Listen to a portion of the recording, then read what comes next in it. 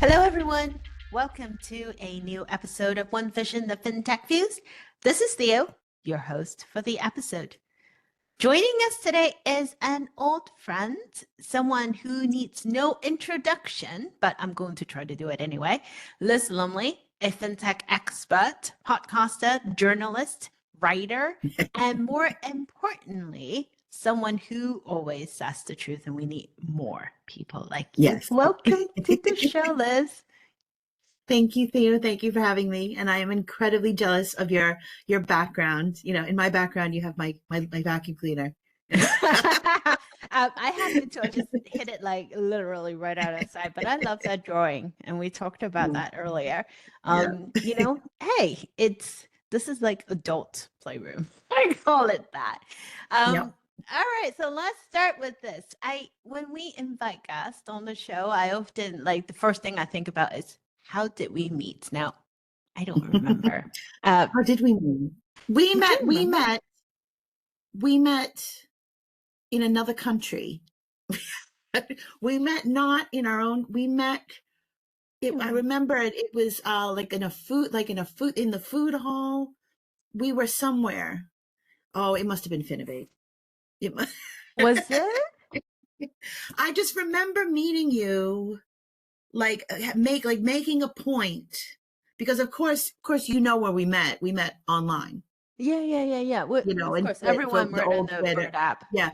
And then I know it was like I made a point. I have to. This is when you were still with ARP. AARP. So I know I made a point to meet you, and it was something like Finovate, but I don't think it was in the UK, and I don't think it was in the US. Oh, Netherlands. Amsterdam. maybe. I think we might have met in Amsterdam for Money 2020. I can't remember now. Or anyway, one of those. See, this is what This happens, is the right? world. This is the world we live in, Theo. We're like, I once was at a Mansion House dinner, a Burns Night Mansion House dinner with Nicola Sturgeon, who was the former First Secretary of Scotland. And I sat down at the table, and the guy said, "The last time I saw you, you were at number 10." I'm like, we're at this age where it's like, when did I last see you? Dubai, Paris. Exactly. You know what? Let's find somewhere more fun to go next time. I am jealous. I mean, you've been all over, and I think that's the fun part. Mm. We are at the stage where we are not really bounded by countries, which is a good No. thing.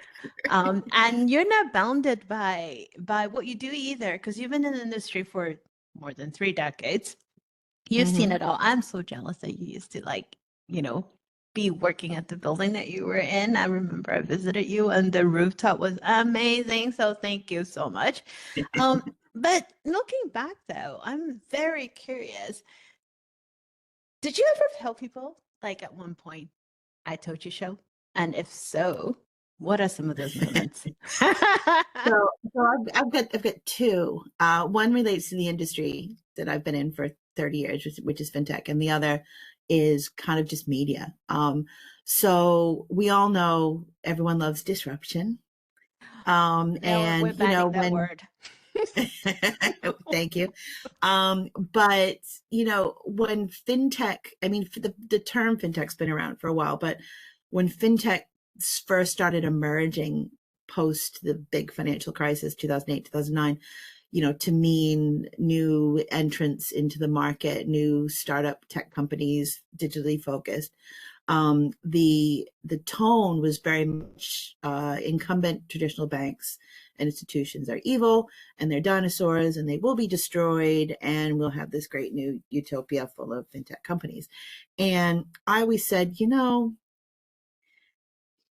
that's just not how banking works. That's just not how traditional finance works. It's not like a bookstore. It's not like a video rental company. It's not even like taxis. Banking and financial services is an industry that has been around for thousands of years. It's embedded in society. Banks tried to destroy themselves in 2008, and they couldn't do it, and they tried really hard. So this idea that you were going to create a new utopia on the ashes of the old one, I just thought was never going to happen. And now you see it. Now, we talked about this before, all the dudes, all the talking dudes, oh, it's all about collaboration now. And it's all about using existing traditional rails and networking. And it's like, yeah, that's always what it was going to be. Reality is not about winners and losers. It's going to be this strange, nuanced, pulsating, living ecosystem of traditional players and traditional players that fail and traditional players that learn and get innovative and new players that fail and new players that last and regulations and all those things are kind of working together like this living ecosystem web. And that's the reality. And of course, that's harder to bounce around on stage talking about. It's easier to say innovate or die. It's easier to say it's a horse race and there are winners and losers.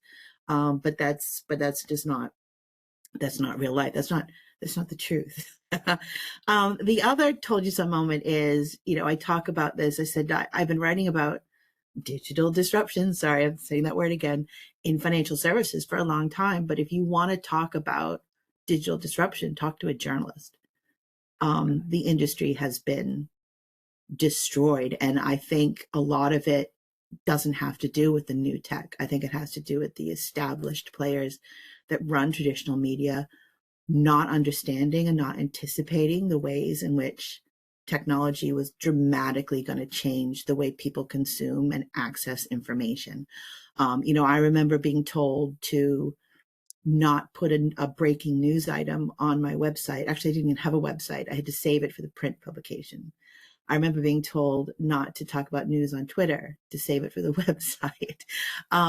And I think, even though I've never written about politics professionally, I think because of that, there are players in this world that have taken advantage of new technologies, new ways of reaching audiences, because those avenues were not explored by a very traditional, male-dominated, traditional media industry that didn't think thought it was beneath them to be on places, like Twitter and YouTube and podcasts, and those channels got filled up by other players. And I think we're seeing the drastic consequences of that right now.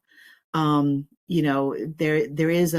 an argument that the medium is the message, but the message is still the message. And I think if you are a journalist or a communicator in any way, and you turn your nose up at any channel, I don't think you should be a communicator, whether you're standing on a box or you've got a podcast that reaches millions, and every bit of communication channel in between. You have to be on top and to reach the audience that way. So those are my told you so's. I think the first one is still ringing true. And I've seen people that predict the demise of banks, people that predict the demise of branches. Who needs branches when you can just get everything, through the cell phone? 10 years later, I think, it's, and to your point, I think short, sensational proclamations make the headlines. Yeah, exactly. Right. People stick to it and they flock to it. It's attractive. It's like a clickbait. But the nuance is harder, and nuance is where the fun part is. So, let's continue that theme. To your point, you said, the banks going to disappear and banks are the evil ones. At the same time, I think right around when I met you in person, now I can't remember, it kills me.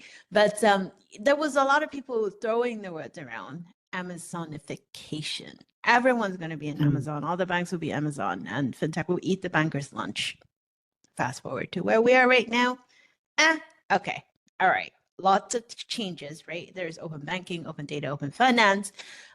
There's big tech that's moving in, but they're not necessarily wanted to be a bank. There's digital assets. People keep writing about CBDC, stable coins. A lot of words being thrown around. Did any of these surprise you, good or bad? But in terms of what? Like how we have changed and how we have evolved, or how we have not Well, evolved. well, actually, it's interesting. I mean, because I know you're in America, and I've been in this country for 27 years now, and looking at the way banks and operate in the United States is very different from around the world. So people have different banking experiences depending on what region they're in. So taking that global view, I think it's hard for people in other industries and other tech-enabled industries to appreciate how far banks have come. To like you understand how they operate. They have come so far in such a short amount of time. We used to have, when I was a little kid, it was your savings account was in a little passbook, and Yes. you could only get money out during the operating hours of the bank. That whole world has changed, and banks have come a long way. When I first started, I've said this so many times, when I first started writing about technology at banks, one big bank told me that they were developing their own operating system because everything has to be built in-house, and that today would be ludicrous. I mean, I used to saying the word cloud computing used to make people in banks come out in a rash. Now they're embracing it. I don't think that we should really appreciate how far they have come, and a lot of it has been spearheaded by the competition from new entrants. It kicked them up the ass a bit, which is a good thing. So I think this industry will always evolve. When you're looking at digital currencies and opening up new markets and reducing friction in existing rails, all of those things are good things. It's like, how can we use stable coins to eliminate all the cross-border payment problem, for example? That's a big topic of conversation. Those are all good things. Those are all things that I think people should be working on to reduce friction in the industry. And it's not as sexy as, I don't know, the price of Bitcoin, but it's kind of how I think there's a lot of misconception about what financial services is, and specifically what banking is. So yeah, one of the issues that kind of irks me a bit is when people talk about service, and what they really mean is a payment service. And payments is that financial service that most people interact with globally, most people interact with on a daily basis. But banking and financial services is about being a secure, regulated entity that takes deposits and makes loans, and also, more importantly, moves money around the world. It's kind of like, that old, I want to say meme that I know you've seen it on stage. Someone gets up on stage and talks about the biggest taxi company in the world, Uber, doesn't own any taxis, and the biggest hotel in the world, Airbnb, doesn't own any hotels, right? The largest bank in the world, I think, is it HSBC? I don't know, JP Morgan.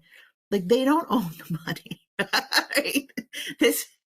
They move it around. Mm-hmm. They hold it, they secure it, they invest it, and they move it around. But it's ultimately not their money. Mm-hmm. I think that is kind of the key to why the industry hasn't been disrupted in other ways. And you mentioned before a little bit about the Amazonization. I just say, I know Jeff Bezos is now persona non grata, but I do love Amazon because it makes my life easier. But banks are banks. They're not tech companies. I absolutely hate that phrase that people used to say a while ago, that we're a tech company with a banking license. It's like, no, you're not. You're a bank. There's a specific business being a bank, and its strength relies on the fact that you, me, or whatever business puts your money inside it to be safe, right? That's the business. I think they should use technology to innovate and to make things better and to remove friction, all of that. But your business is a bank. And if you don't understand that, I don't think you should be in the banking business at all. Full stop. That's the pin drop moment, Liz. But I do wholeheartedly agree with you. They're not meant to be a tech company. Their job is not to make pretty UI. Their job is I know. right. I mean, yeah, it would be great if it looks pretty, but their job is to be to keep our money safe and secure, to help us move money from one place to the other. Those are their functions. Yeah. And if they can do it more efficiently and faster and cheaper, yes, that's great. um, so to that point, right? One of the things I often stress, that's why I love talking to you, and that's why I appreciate you spending time with us on the show. And I'm sure you've seen it, right? If you're in a fintech show in the US, everyone Mhm. talks about how great Payments, we payments, payments. are, Yeah. payments, Silicon Valley, innovation, yes, RTP, all of that. Mhm. And then the minute when it comes to, hey, what about, I don't know, India, Southeast Asia, Brazil, and then like, so what? I get a lot of so what from people.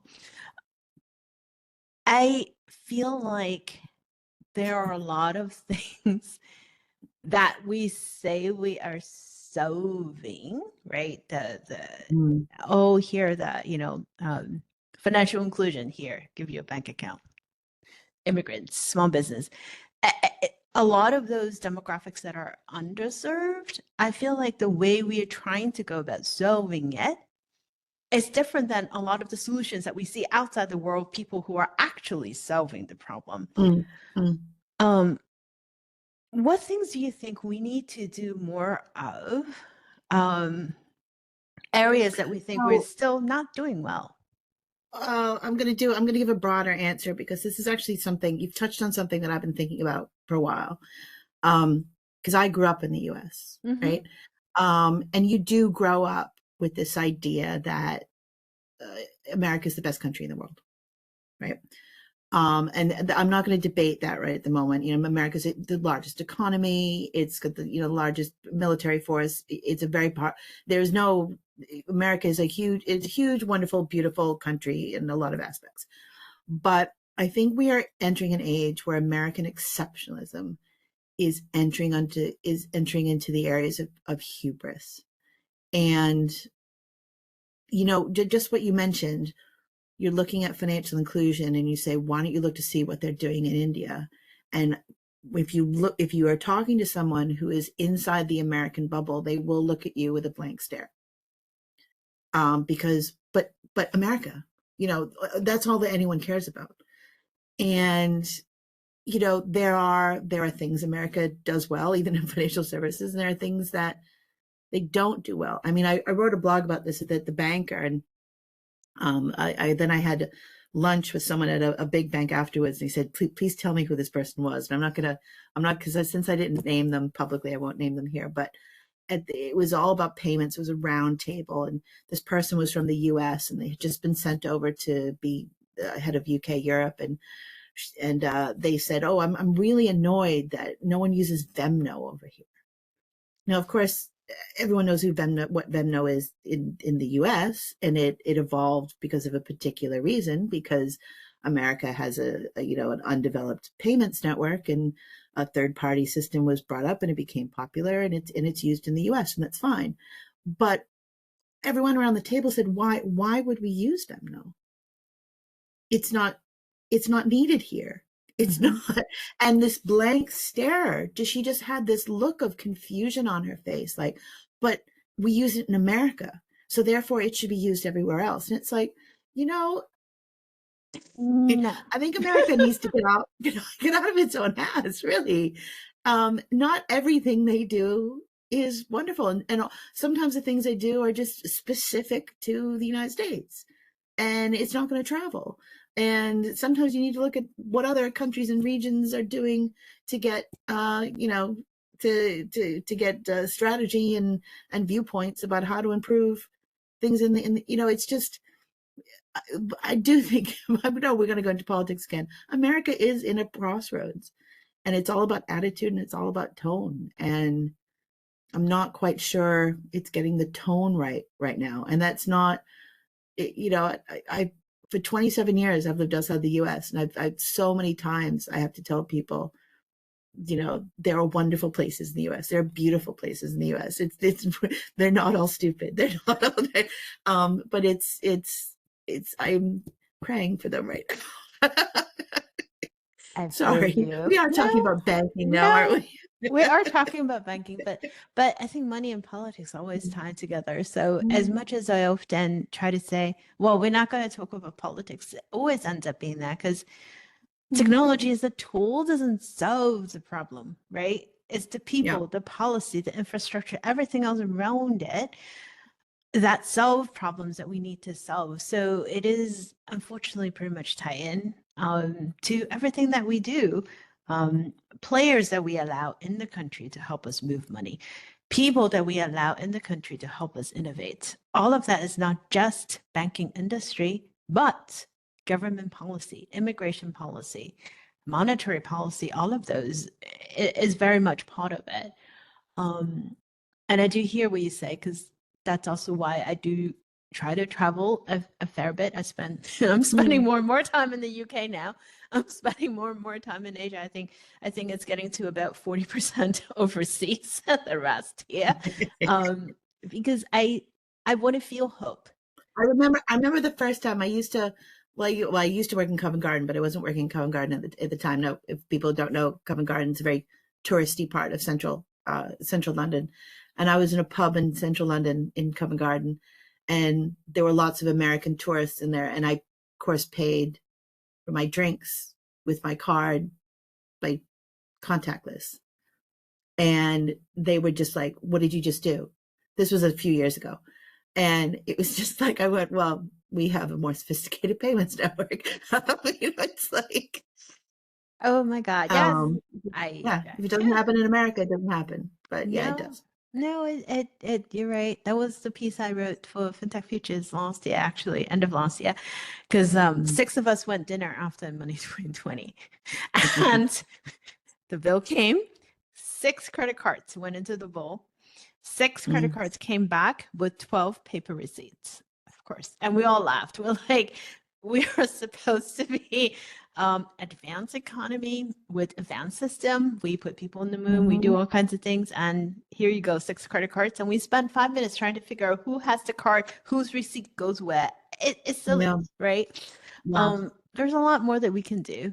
So where do you see our industry going in the next few years? I know it's super broad. We can talk about industry in general, globally, or specific topics, if you will. I'm not going to hold you We're, to it. There's no like crystal ball moment, but I'm very curious to see what you're thinking about.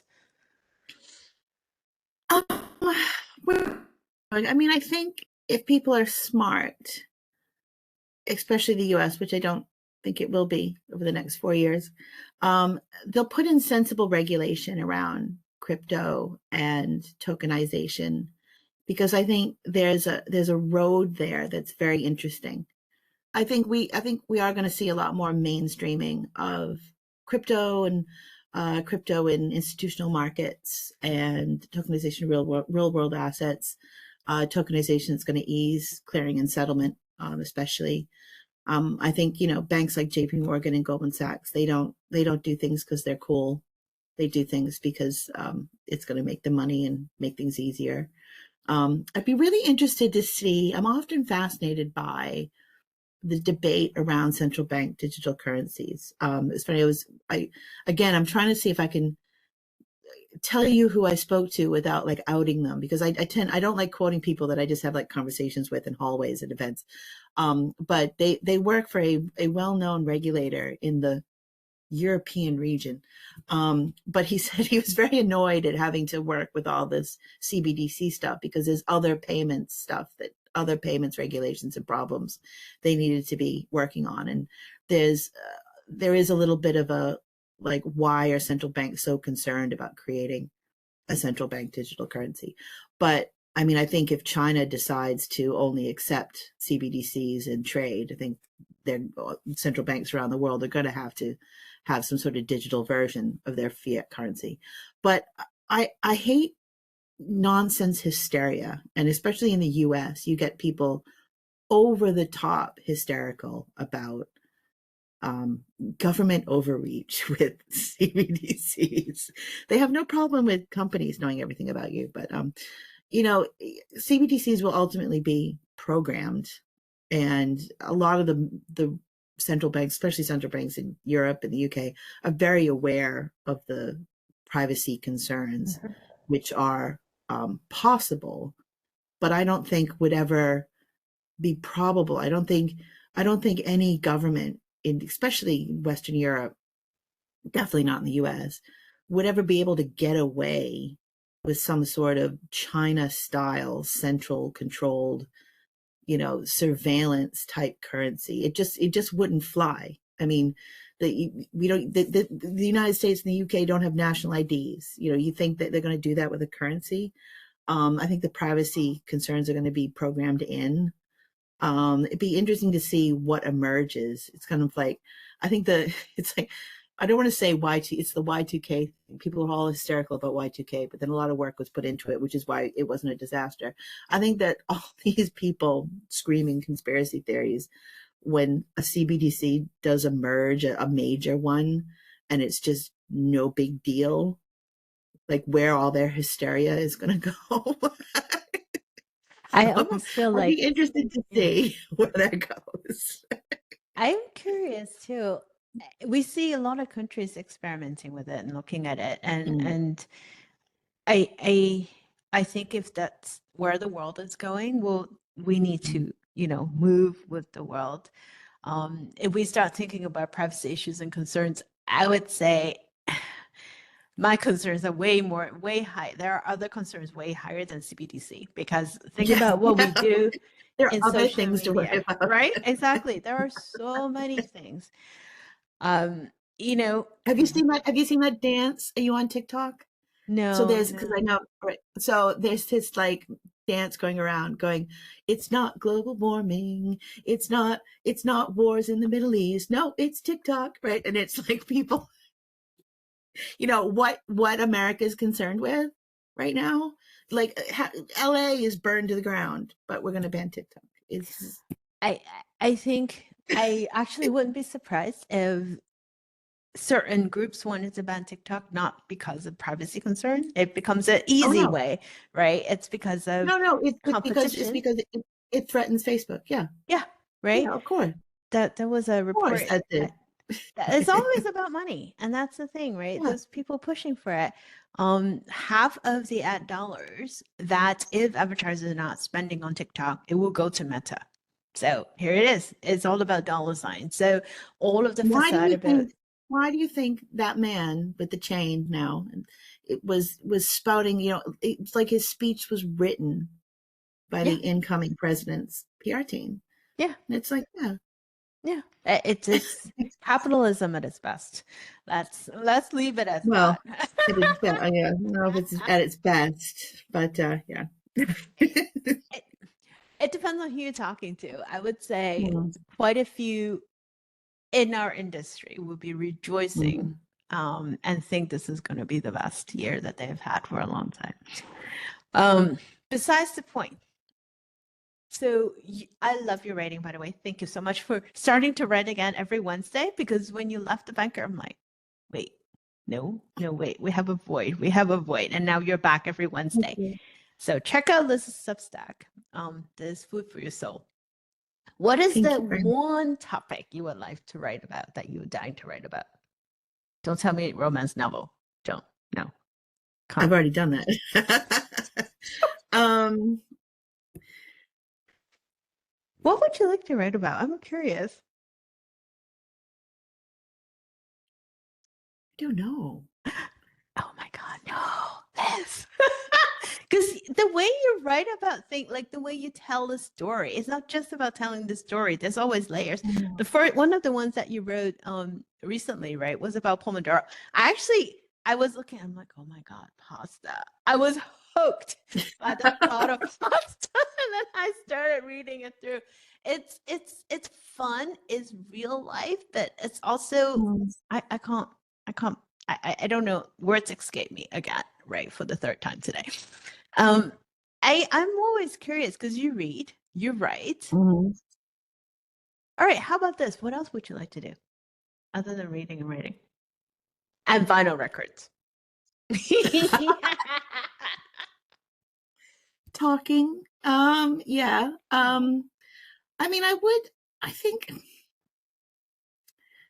I don't know, just deep thoughts. Deep thoughts. All right, I we'll get. started the Substack. I started the Substack because I knew I needed to write every week. I needed to write every week, and also it gave me freedom to, because whenever I wrote at the banker, I always tried to make sure it was focused on a technology issue and Mhm. focused on a technology issue that affects banks, because that was the even though the one that went the most viral was when I wrote about women breakfasts at events.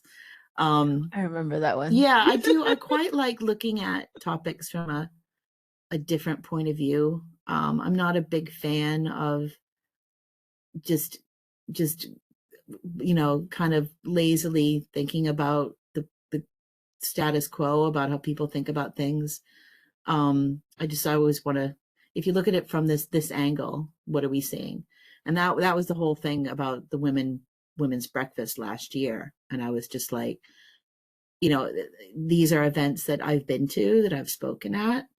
But if you take it in the wider context of, has anything changed? No, no, I think we're realizing that, right? But they did Yeah. make a change after your article came out. They moved that to midday so that we don't have the morning commute challenge.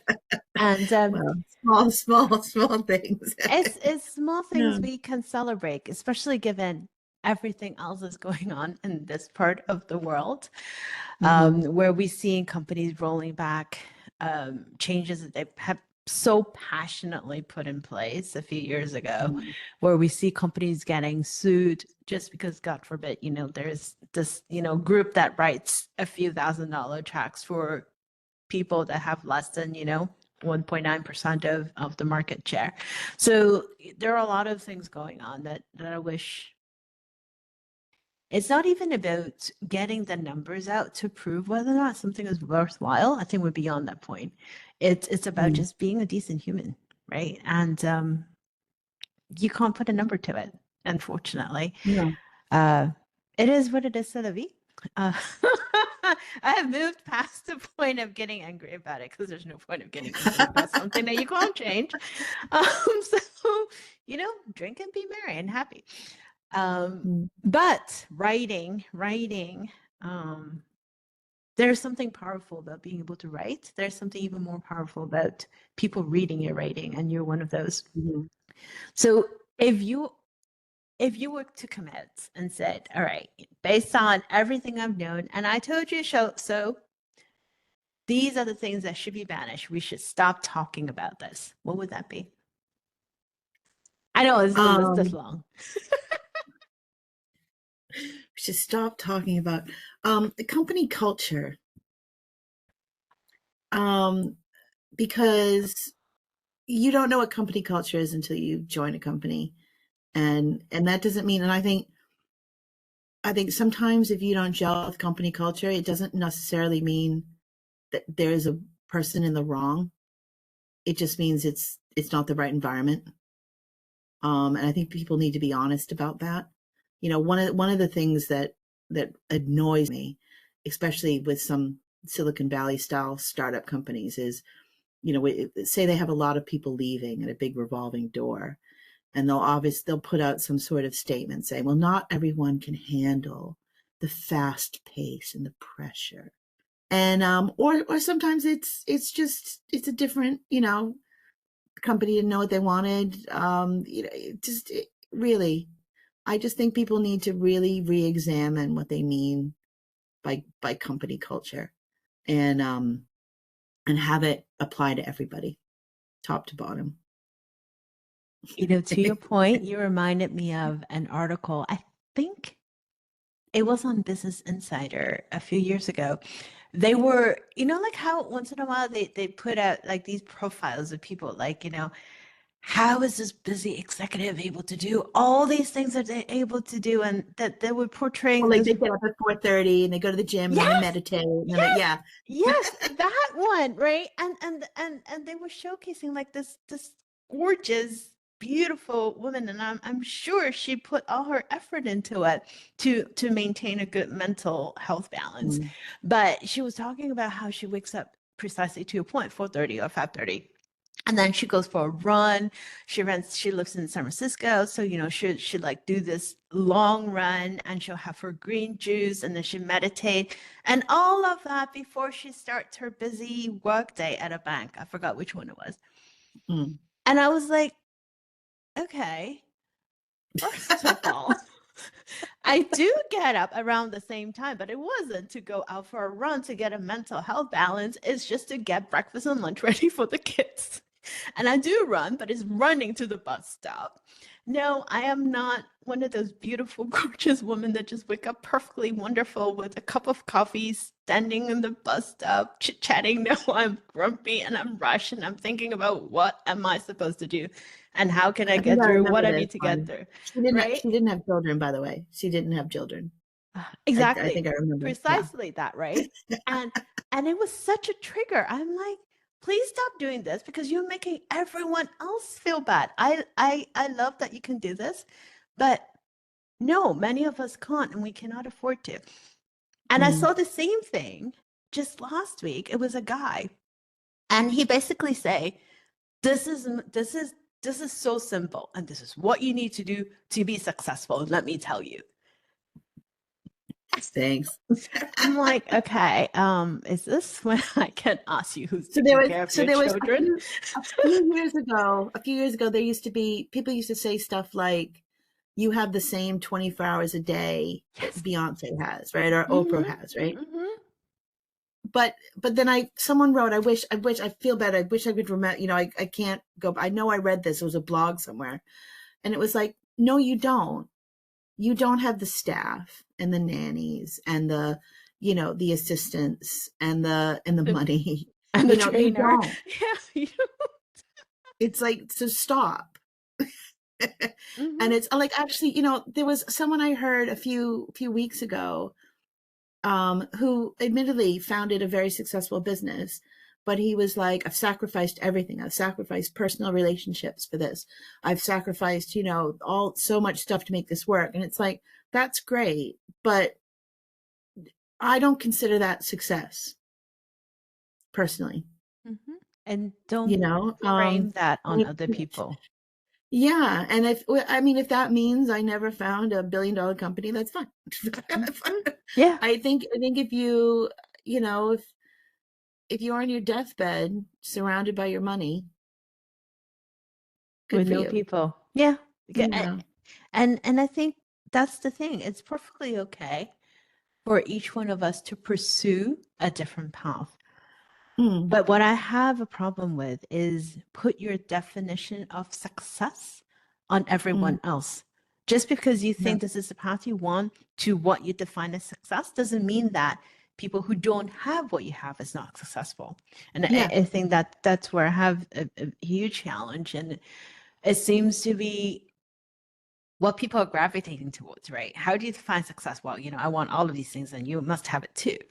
Um, it is what it is. But let me project it out to a different angle, if I dare to ask this question. Because recently I read an article uh, written by in Europe actually. It talked about, does Europe need to be more like US? Yeah, I've been reading a lot of those. Right. So the author was framing the US market as being successful because we have these big tech companies, right? The GAFA and now the Magnificent Seven, however you want to call it. We have huge market cap. We seem to be having unlimited supply of I don't know, things that we can create, which leads people to say, well, now let's compare, let's say, the London Stock Exchange with the New York one. Let's Mm, compare the startup ecosystem in France and UK with what we have in the US. And it leads people to say, well, Europe needs to be more like the US. What do you think? So, I mean, I think questions around whether or not you should list with the London Stock Exchange, I think have more to do with the way the LSE runs than necessarily about the UK and Europe. But this was a little bit I wrote about my last Substack piece when I was having coffee with Alessandro Hitami, who's ex-PayPal, ex-Lloyds Banking Group. And he said, we're entering an age where we've got three competing views of capitalism. We've got the kind of state central control in China. We have the, pure transaction-based capitalism of the US. And then in Europe, there's still a concern for welfare of people, right? And like even he said, he made this point that even people who might be considered on the right of politics in the Europe and the UK still kind of formulate policies that are concerned with the welfare of people. And when I mean welfare, it's not necessarily like welfare benefits, but like just making sure that policies will work for communities where it's a little bit colder, in the transaction-based US capitalism.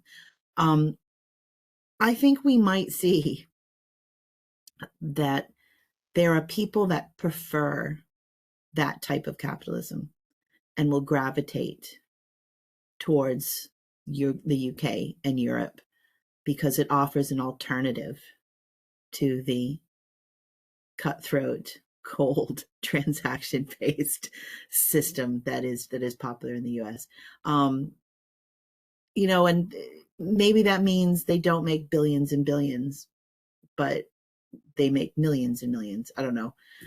People probably break me over for saying that, but I think Europe might see a resurgence with people seeking an alternative environment where there are other success metrics besides making your first billion before 4:30 and meditating with your guru afterwards. I do hope you're right. Because let's take the governance around AI, for example, right?